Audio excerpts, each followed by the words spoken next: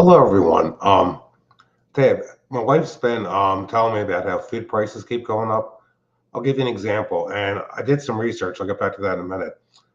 Like a can of 22-ounce dog food at Acme, the signature brand, back in 2020 used to be a buck 29.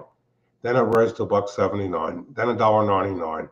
Then 2.09. Then 2.29, and now 2.59. Because I'm involved with the game commission, and I started shooting deer for crop damage. I actually got a 2 point buck last night in the wee hours of the morning. Um, I've contacted people and I found out, okay, look at it like this. Most of these butcher shops don't have a deer drop off. There's one in the area and they're not even online. And I was talking to one of the guys I know that's friends with the butcher, and he said they're not going to open the drop off for the deer. And there's only one close to us until hunting season starts. And I said, why?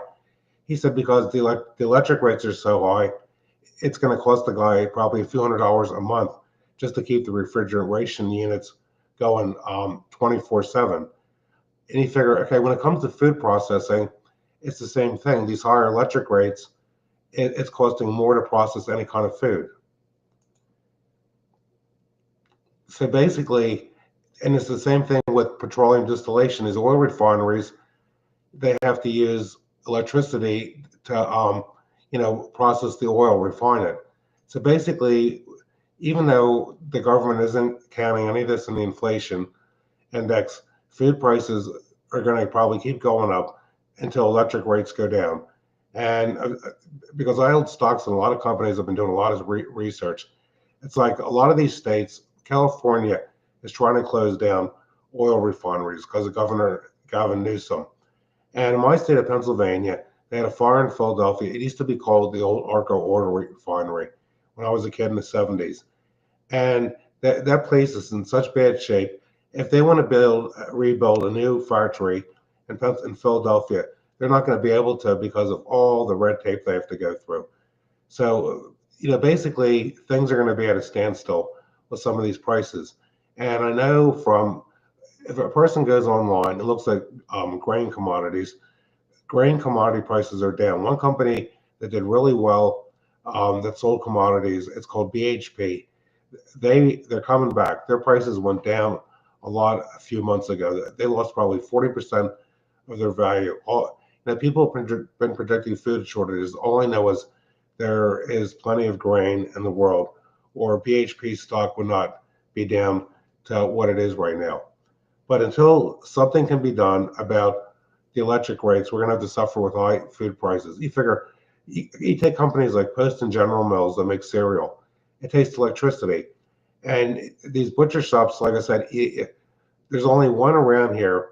Actually, I was thinking to do another video because I have a new game warden. Actually, on my last game warden got transferred to be closer to his girlfriend who works for the Fish and Boat Commission. My new game warden is new to the area, and I'm trying to find butchers that you look at like this.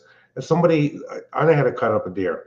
If somebody wants to have the food butchered, they're going to have to take it to a food processing center, and there's a shortage of them in this area. So basically, we're all going to have to suffer with rates being as high, with electric rates being high, and as they are, it's stuff's not going to come down in price anytime soon. I just thought I'd do a quick video because I'm going to be going outside again in a few minutes to see if I can pick off some more deer.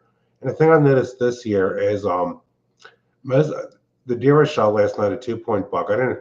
It's pointless to ask the game warden to know one because how many videos am I going to do putting deer antlers in? Showing deer antlers with all the deer I've killed in the past 20 years.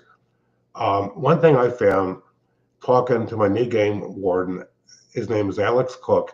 He's excuse me, he's from Virginia. He does the northern part of Montgomery County. If you go to Google and you do a search, it says deer don't get Lyme disease. Well, I found out from the game warden, deer do get Lyme disease. It's causing deer to become anemic. So if the chronic wasting isn't in our area, if anyone hunts in this part of Pennsylvania, it's very good to check yourself for ticks after you shoot a deer because you don't want to come down with Lyme disease. Well, everyone have a good night. I'm just basically I don't have much free time anymore because I found out last night the best time to shoot one of these deer is after midnight. And if anybody wants to know the laws, I'll tell you, I'm sick of what's going on YouTube. I'm not going to go into name calling, but it's like some people ought to look up things about defamation. I'm a Christmas tree grower. Okay, I've had people tell me I'm bullshit. Anyone can look up section 2121 of the Title 34 laws. Farmers have the right to shoot deer. And actually today, I contacted the Pennsylvania State Police to forewarn them that I'm, to let them know I'm going to be shooting deer because we have the bed and breakfast resort right next to us. And since I have a website, I don't care if people know where I live.